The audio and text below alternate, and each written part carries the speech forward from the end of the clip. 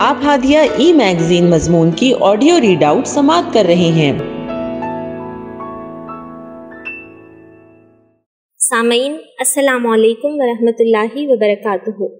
میں نسیم السحر ہادیہ کے شمارہ اپریل 2022 کے مضمون کی آڈیو پروگرام میں آپ کا استقبال کرتی ہوں۔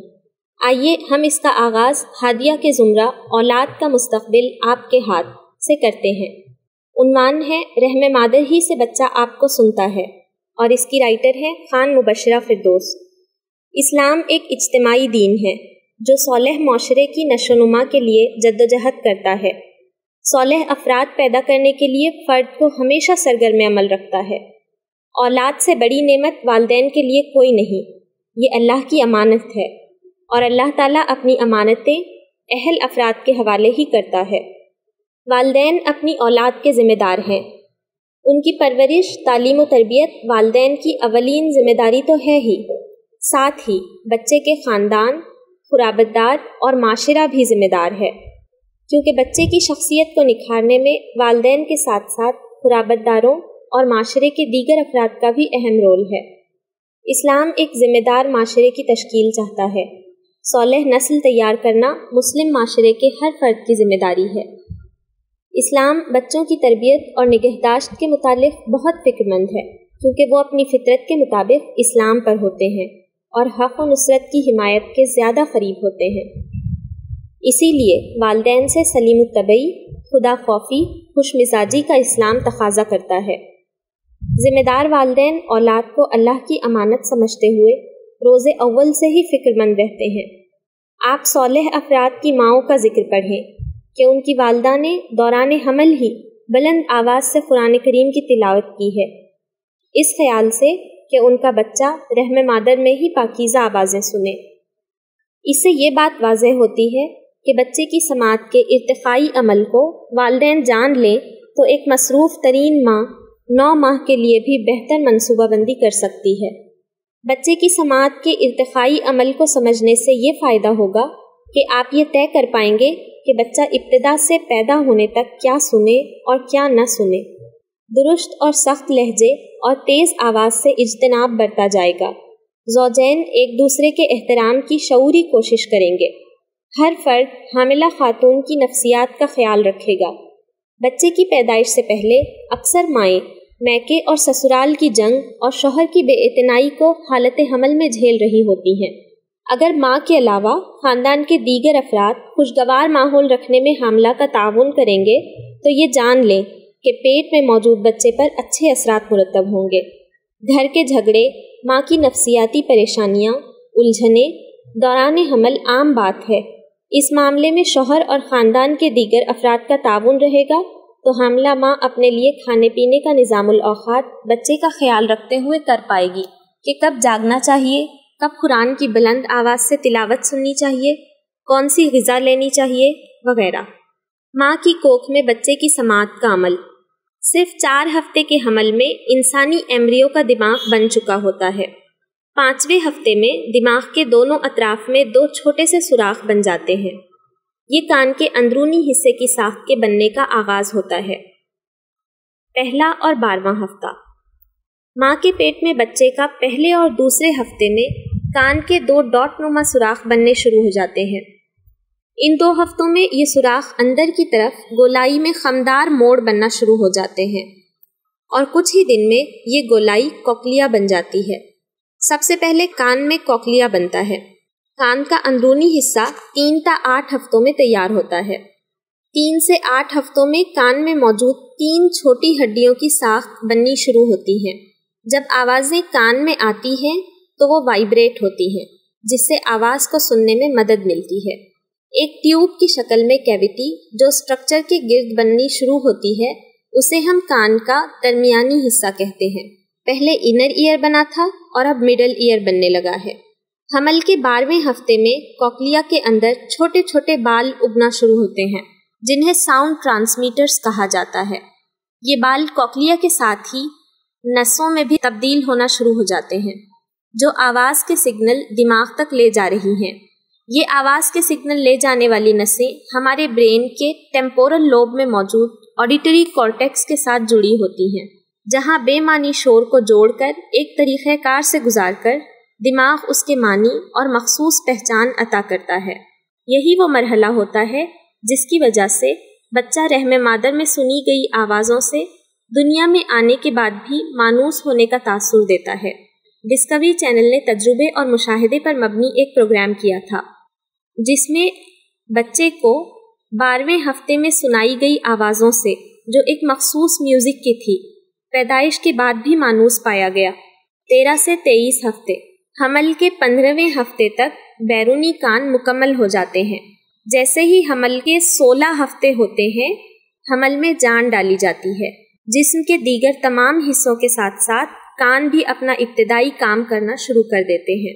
تقریباً 18ویں ہفتے میں بچہ ماں کے سانس لینے، کھانا ہضم کرنے اور دل کی دھڑکن سننے لگتا ہے۔ باہر کی دنیا سے وہ ابھی کوئی آواز نہیں سن سکتا۔ حمل کے 23ویں ہفتے میں بچہ کوکھ سے باہر کی آواز سنتا ہے۔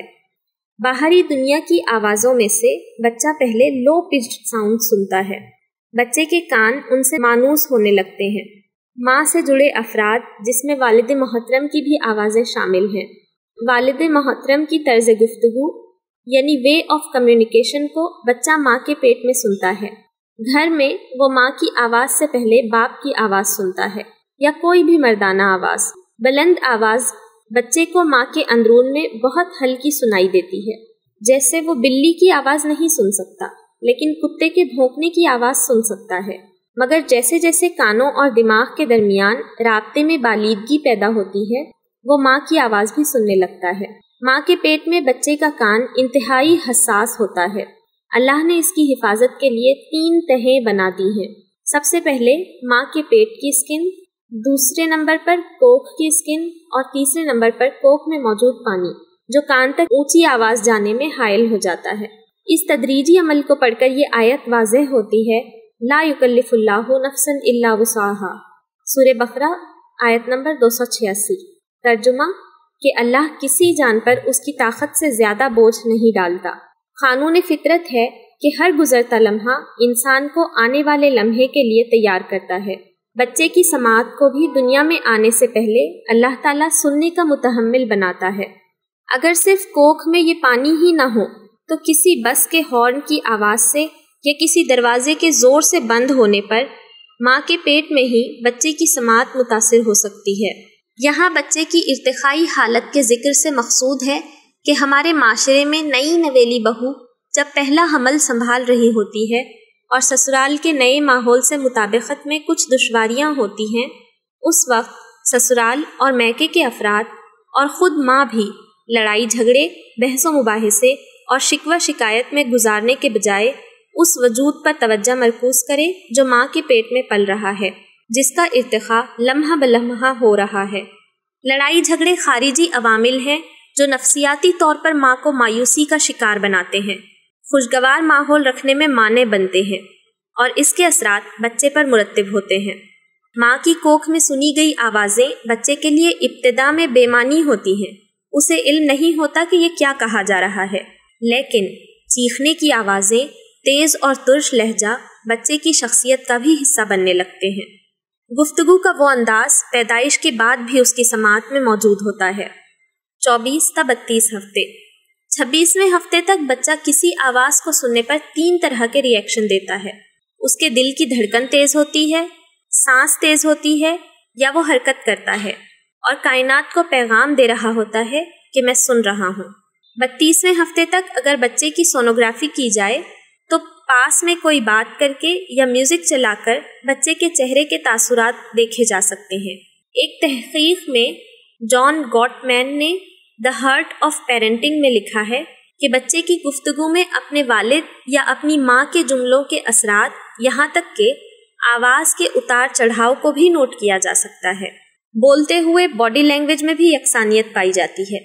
ان چیزوں کو سیکھنے کا عمل رحم مادر ہی میں بچے کے سننے کے عمل سے شروع ہو چکا ہوتا ہے۔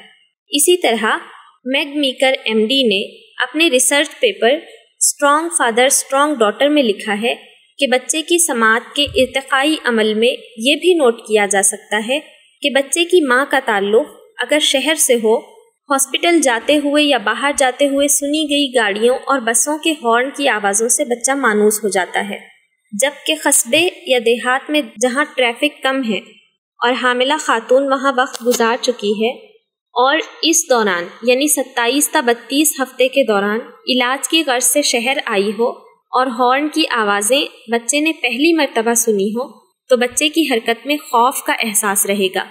آواز کے اجنبی ہونے پر بچے کے چہرے کے تاثرات فیٹل اسکینر سے نوٹ کیے گئے ہیں۔ 35ویں ہفتے تک بچہ اپنے آس پاس سنی جانے والی اپنی امی، ابو، دادی یا دیگر رشتہ داروں کی آواز سے غیر شعوری طور پر مانوس ہو چکا ہوتا ہے۔ یہی وجہ ہے کہ جب بچہ پیدا ہوتا ہے تو باہر کی دنیا میں وہ اپنی ماں کی راست آواز سن کر روتے روتے فوراً خاموش ہو جاتا ہے اور جیسے یاد کرنے کی کوشش کرتا ہے۔ چہرے کے تاثرات کچھ یوں ہوتے ہیں گویا سوچ رہا ہو یہ آواز تو سنی سنی سی لگتی ہے۔ اجنبی کا خوف اسے نہیں ہوتا۔ 100 لوگوں کی آوازوں میں سے وہ چند منٹوں کی زندگی کا بچہ اپنی ماں کی آواز اور قریبی رشتے میں فرق کرنے کی صلاحیت رکھتا ہے۔ بچے کی سماعت کا خیال ماں کی کوکھ میں کیسے رکھا جائے؟ نمبر 1، کسی بھی قسم کی دوائیاں بغیر ڈاکٹر کے مشورے کے نہ کھائیں۔ گھریلو خواتین کے مشورے سے دوا لینے کی بجائے ڈاکٹر سے مشورہ کریں۔ اپنی فیلڈ میں مہارت کی اپنی اہمیت ہے۔ بچے کے معاملے میں احتیاط ہر چیز سے بہتر ہے۔ نمبر 2، دوران حمل کوئی بھی اینٹی بائیوٹک کھانے سے پہلے مستند ڈاکٹر سے مشورہ ضرور کریں۔ نمبر 3، حمل میں دانتوں کا علاج کروانے سے گریز کریں۔ اس میں بہت ہیوی اینٹی بائیوٹک کھانی پڑتی ہے جو بچے کی سماعت کو خراب یا ختم بھی کر سکتی ہیں۔ نمبر 4، مانع حمل ادویات کا استعمال ابتدائی ماہ دانستہ یا نہ دانستہ اگر کیا ہو تو اپنے معالج کو ضرور بتائیں تاکہ احتیاطی تدابیر کی جا سکیں۔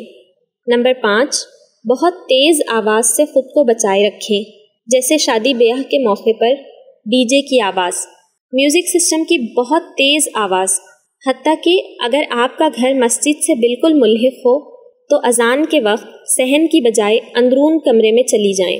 نمبر 6، کسی پروگرام کے موقع پر اسپیکرز کی آواز بہت ہی قریب ہو تو فاصلہ بنا لیں۔ اسپیکرز کی آواز اتنی تیز ہوتی ہے کہ بڑے لوگوں کی سماعت بھی متاثر ہو سکتی ہے۔